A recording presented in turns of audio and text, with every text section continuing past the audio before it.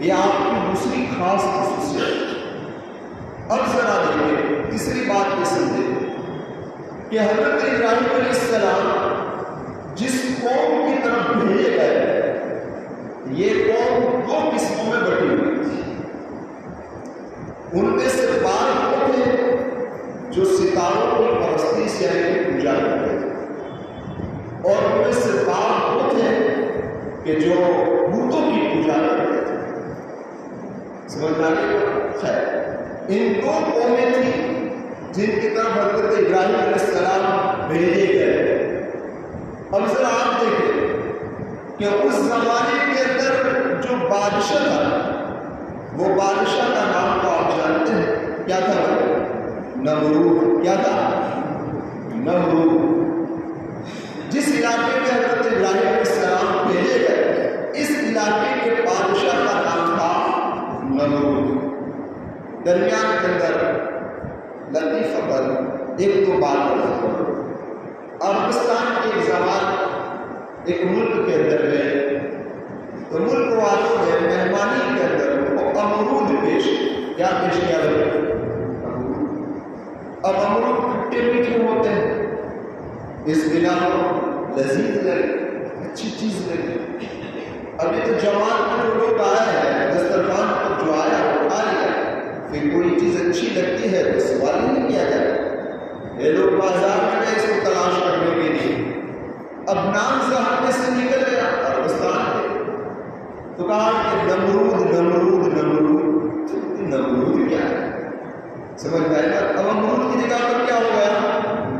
نمرود۔ خیر، اسی طریقے سے ایک لطیفہ لکھا ہے، یہ لطیفہ ہم نے سنا کہ ایک جگہ پر جماعت آئی تو ہمارے یہاں جماعت جب آتی ہے گھر پر کھانے پہلے لے جاتا ہے، مسجد میں آتا ہے پہلے گھر کو لے جایا جاتا ہے۔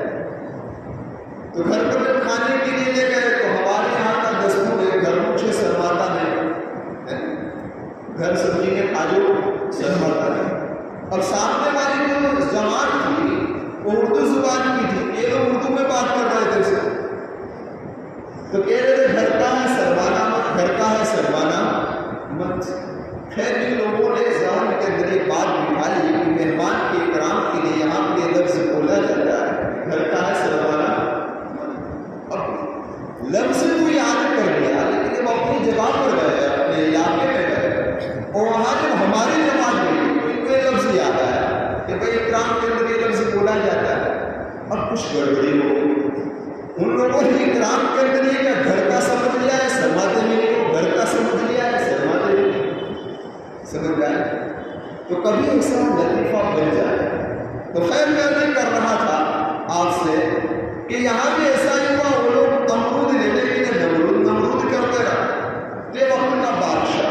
اور آپ جانتے ہیں کہ اس زمانے میں لوگ اللہ رب ہونے کا دعویٰ کرتے تھے کیونکہ وہ زمانہ بھولے والے لوگوں کا تھا، لیکن اس زمانے کے اندر کوئی رب ہونے کا دعویٰ کر سکتا نہیں ہے۔ کیا لوگ سمجھدار ہو گئے رب ہو سکتا ہے، لیکن آپ نے دیکھا ہوگا کہ آغا خان ہے، یہ آغا خان جب یوروپ کے پہلے سفر میں گیا تو یوروپ والوں نے اس سے پوچھا تھا کیا وجہ ہے کہ اسماعیلی فرقہ جو ہے شیعہ اسماعیلی فرقہ، تو یوروپ والوں نے پوچھا تھا آغا خان سے کہ لوگ تمہیں رب کہتے ہیں، آپ کو رب مانتے ہیں، ہمیں سمجھ میں نہیں آ رہا ہے کہ آپ کو رب کیوں مان رہے ہیں۔ تو اس نے کہا کہ اس میں تعجب کی کیا بات ہے، جس جگہ پر پتھروں کو رب مانا جا رہا ہو، ستاروں کو رب مانا جا رہا ہو، پانی کو رب مانا جا رہا ہو، آگ کو رب مانا جا رہا ہو، تو میں تو انسان ہوں، اگر مجھے رب مانے تو اس میں کیا تعجب کی بات ہے؟ سمجھ آئے؟ تو خیر میں یہ کر رہا تھا کہ اس زمانے میں رب ہونے کا دعویٰ کیا جاتا تھا، اس زمانے میں رب ہونے کا دعویٰ کرنا کوئی آسان بات نہیں۔ اسی لیے قرآن کریم کے اندر ایک کے بارے میں تو صاف آیا ہے کہ اس نے رب ہونے کا دعویٰ کیا، اور ایک کے بارے میں اشارتاً آیا ہے کہ اس نے رب ہونے کا دعویٰ کیا۔ فرعون نے رب ہونے کا دعویٰ کیا ہے نہیں کیا؟ انا ربکم الاعلی، اور فرعون کو ایک شخص کا نام ہے، ایک خاندان کا نام ہے، اس کا نام ہے ایک خاندان کا نام ہے، اور اس خاندان کے جو لغت کی کتاب ہے ڈکشنری ہے اس کے اندر ان 56 بادشاہوں کا نام بھی لکھا ہے.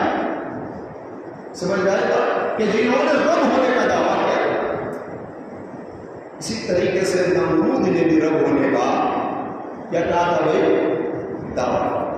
تو میں یہ کر رہا تھا کہ حضرت ابراہیم علیہ السلام جس قوم کی طرف بھیجے گئے تھے وہ قوم کو طریقے سے بٹی ہوئی تھی.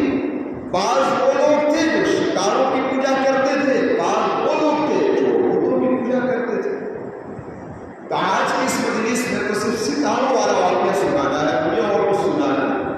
دیکھیے جب حضرت ابراہیم اس قوم کی طرف دعوت دینے کے لیے پہنچے تو ایک رات, اس رات کے اندر ایک ستارہ آیا جس کو قرآن کریم میں بیان کرتا ہے.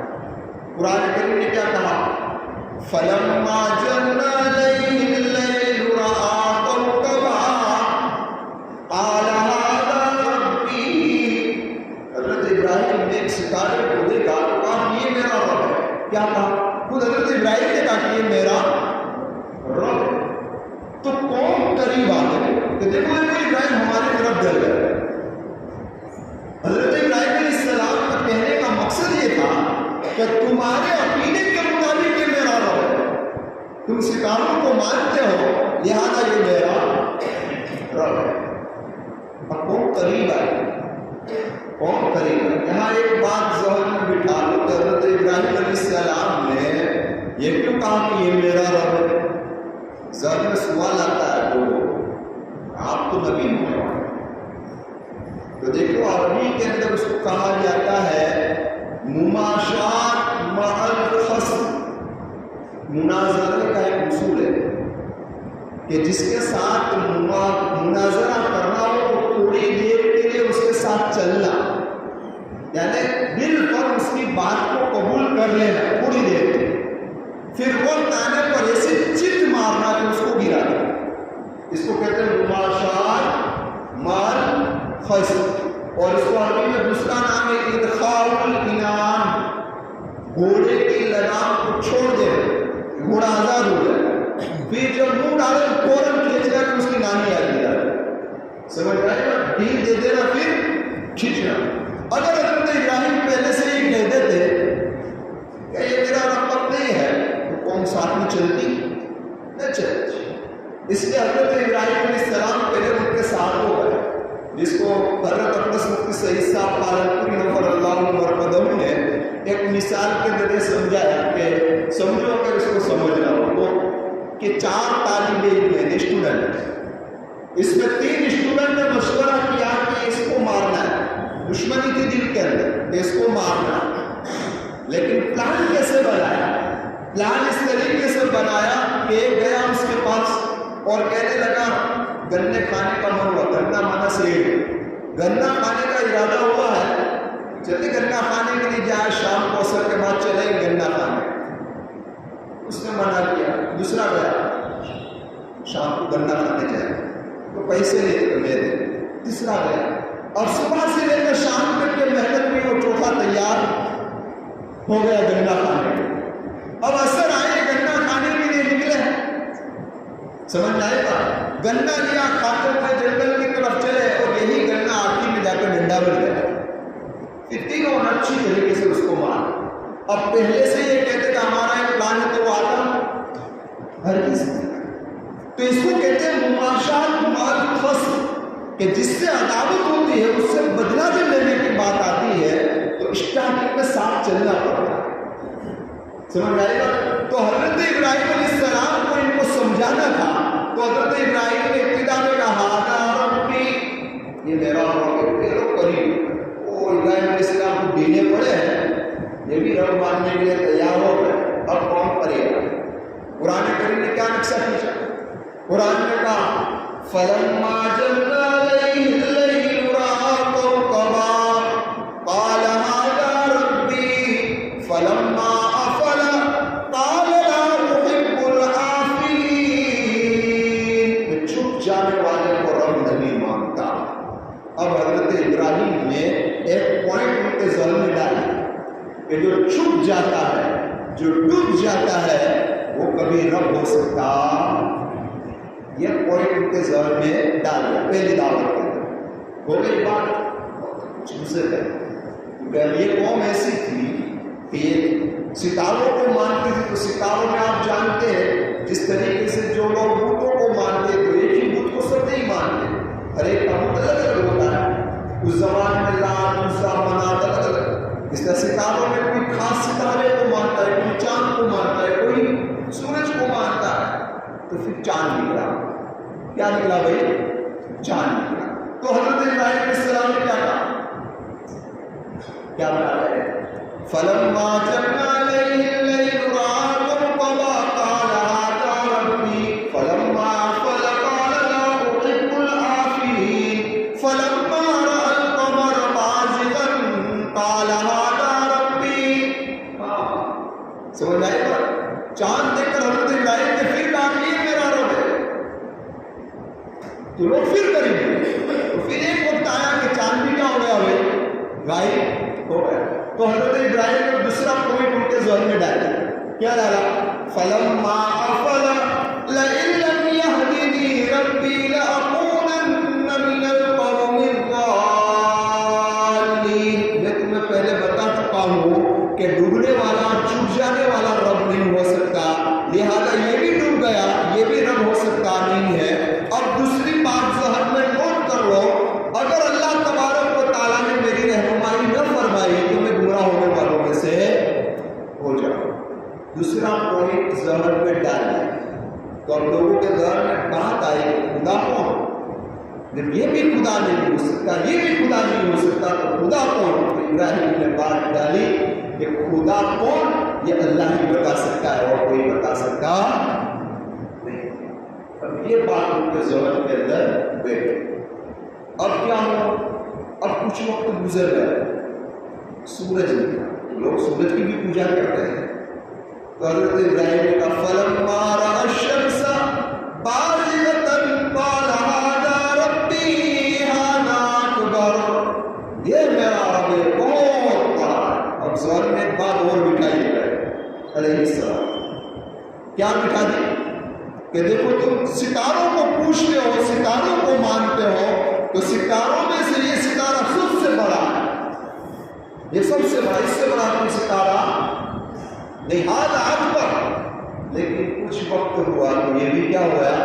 فلما أفلت قال إني بريء مما تشركون. حضرت ابراہیم نے پہلی بات تو ذہن میں بٹھا دی تھی کہ ڈوبنے والا رب ہو سکتا نہیں. پھر چاند کو ڈوبا, یہ بھی ہو سکتا نہیں. اب ستاروں کی پوجا کرنے والوں جان لو کہ یہ سب سے بڑا ستارہ ہے, یہ ستارہ بھی ڈوب گیا, لہذا ڈوبنے والا رب ہو سکتا نہیں. دیکھو یہ ہے کامل حجت پوری کر. داعی کا کام یہی ہے, داعی کا کام یہی ہے, دعوت دینے والوں کا کام یہی ہے کہ کسی کو دعوت دے تو سارے اینگل سے اس کو سمجھا دے, لیکن ہدایت دینا ہے اس کے کام کے اندر. اس کے ہاتھ میں اے میرے محبوب آپ جسے چاہیں اسے ہدایت دے سکتے ہیں. ہمارا کام کیا ہے؟ باتوں کو, نماز کے فضائل کو بیان کر دے, نماز کے چھوٹے فوائدوں کو بیان کر دینا, یہ بات کا پہنچا دینا, سمجھا دینا, یہ ایک داعی کا کام ہے. لیکن کسی کو نماز کے اندر لے آنا یہ داعی کا کام. اور یہ داعی کا کام, یہ کس کا کام ہے؟ یہ کام اللہ ہے.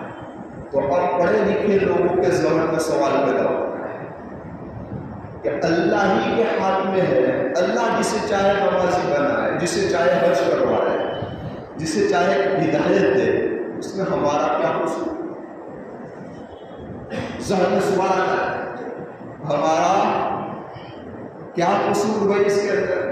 تو اب اس بات کو اگر آپ کو سمجھنا ہو 5 منٹ زیادہ بھی لگیں گے, اور دوسرا کہ ٹھنڈے ایسی تو چل ہی رہا ہے, تو ٹھنڈے دماغ سے سنیں, اس بات کو سمجھ لیں, سمجھے. خیر, تو آپ سب کو پہلے 3 باتیں سمجھو. پہلی بات میں یہ سمجھو کہ ساری کائنات کو کس نے پیدا کیا؟ اللہ. ماشاء اللہ نے پیدا کیا. تو کوئی کسی بھی مخلوق کی کوئی بھی حالت اللہ کی قدرت سے باہر نہیں ہے. اگر کسی مخلوق کی کوئی حالت اللہ کی قدرت سے باہر ہے تو اللہ نہیں ہے. تو اللہ نہیں. اور اگر کسی مخلوق کی کوئی حالت اس کے اختیار میں ہے تو بندہ خود اللہ ہے. اس سے پتہ یہ چلا کہ کسی بھی مخلوق کی کوئی حالت اللہ کی قدرت سے باہر، یہ ہمارا یقین ہے. یہاں تک کہ ہم جو چاہتے ہیں وَمَا تَشَاءُونَ إِلَّا أَن يَشَاءَ اللَّهُ رَبُّ الْعَالَمِينَ، جو کچھ تم چاہتے ہو وہی ہے جو اللہ چاہتا ہے. سمجھ گئے؟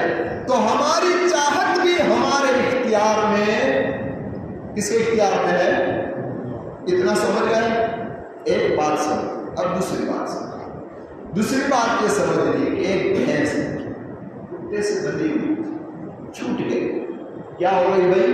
چھوٹ گئی. چھوٹنے کے بعد اس نے ایک بچے کو کچلا تو اس کی دل کی کیفیت پر کوئی فرق پڑے گا؟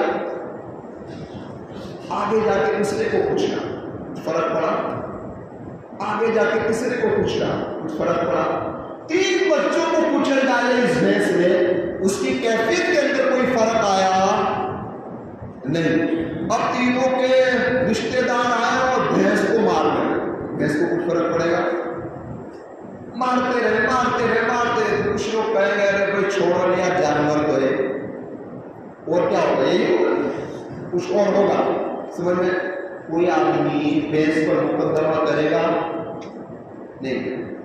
لیکن اگر کوئی انسان کہ جس سے غفلت کے اندر اپنی گاڑی سے کوئی بچہ کچل جائے تو جان بوجھ کر تو کوئی شریف انسان کرے گا نہیں.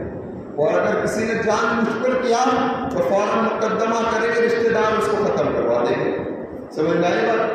لیکن جیسے ہی بچے کو ٹچ ہوا، معمولی سی چوٹ پہنچی اپنی گاڑی سے، اس کے دل کے اندر احساس ہو جائے گا کہ بہت غلط کام ہو گیا، میں نے خواہ کے لیے اسپیڈ رکھی تھی گاڑی.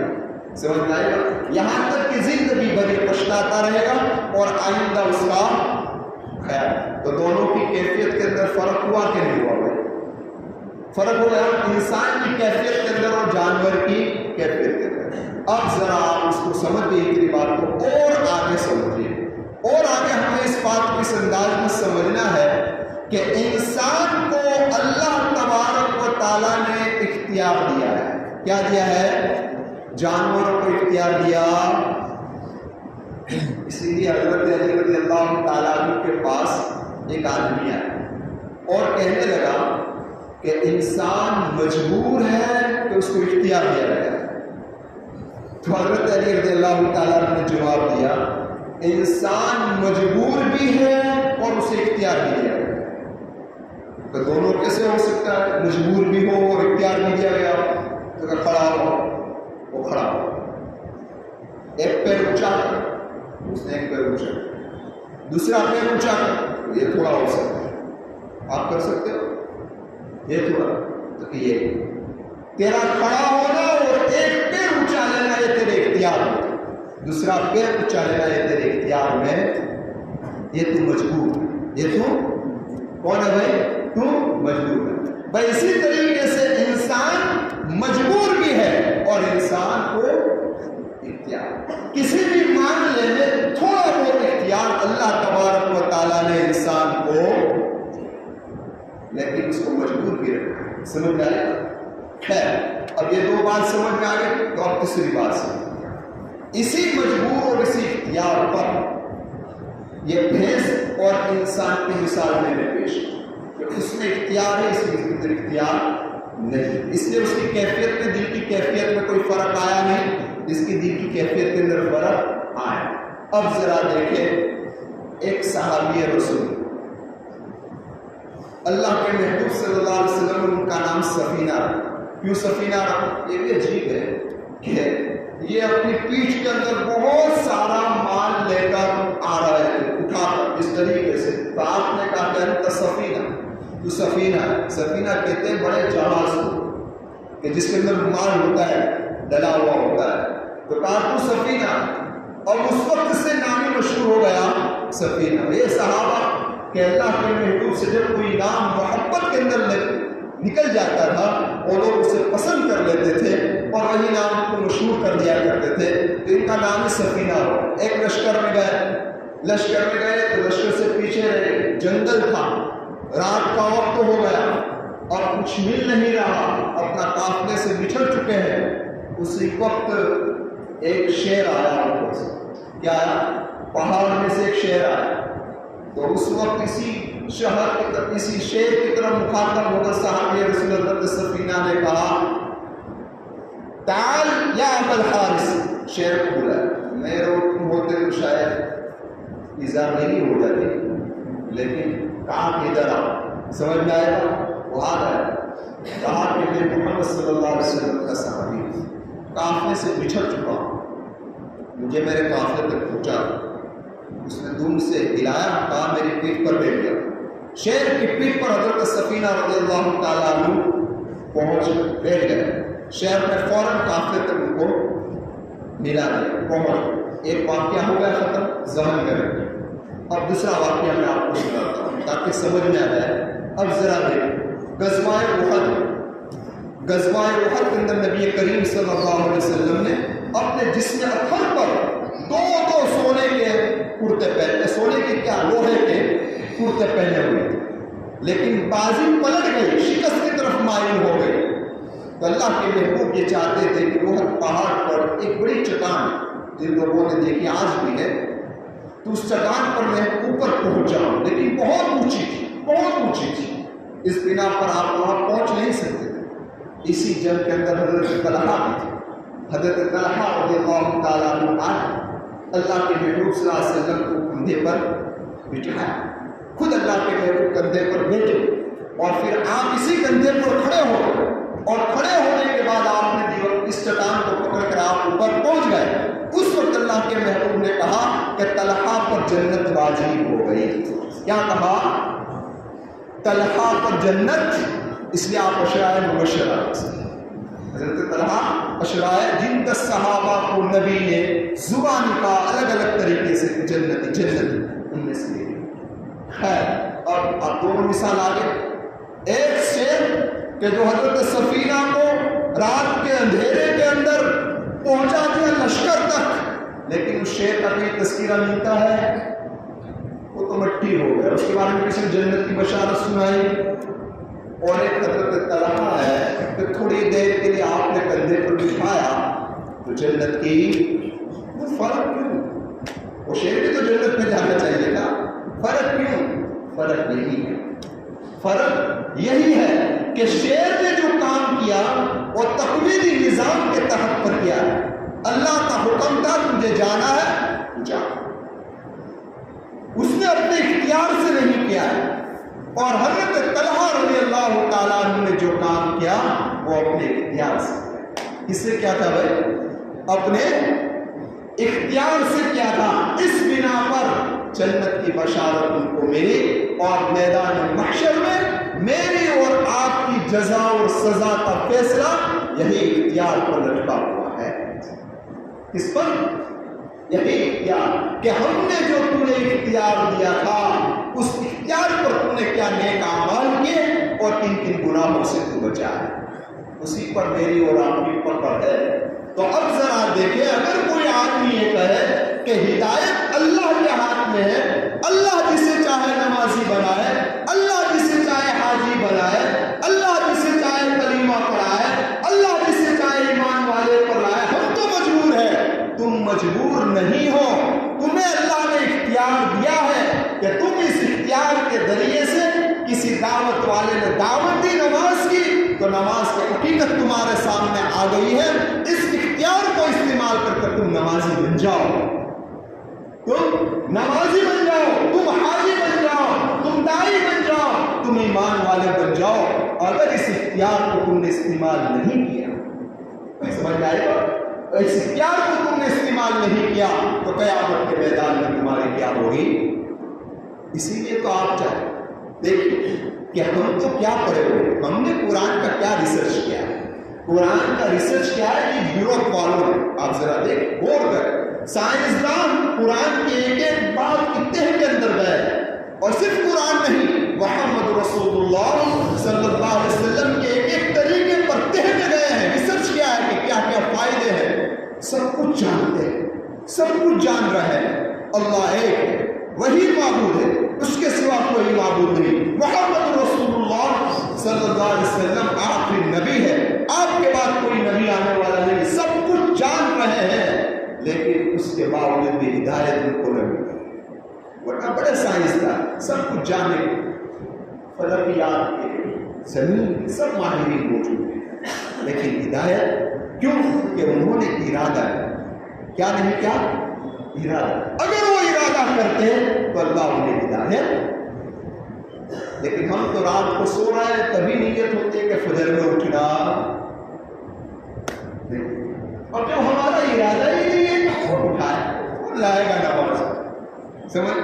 الارم ہی ہمارا 9 بجے کا سیٹ ہوگا، الارم ہی ہمارا 9 بجے کا سیٹ ہوتا ہے، فجر کا کسی کا الارم سیٹ نہیں ہوتا، تو پھر کیسے؟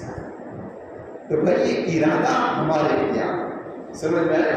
ہم ارادہ کریں تو انشاءاللہ اللہ تبارک و تعالیٰ ہدایت عطا فرمائیں گے۔ تو حضرت ابراہیم نے اس انداز کے اندر تبلیغ کے آخری معیار تک لے گئے، اس طریقے سے ہم تک بھی باتیں پہنچ چکی ہے قرآن کی، سنت کی۔ پھر اگر ہم سستی کر رہے ہیں تو قیامت کے میدان میں بہت مشکل۔ اللہ میری بھی حفاظت فرمائے، اللہ آپ کی بھی حفاظت فرمائے۔ 5 منٹ کچھ زیادہ لے لی ہے میری، آپ کی معذرت چاہتا ہوں، معافی چاہتا ہوں، اللہ قبول کرے۔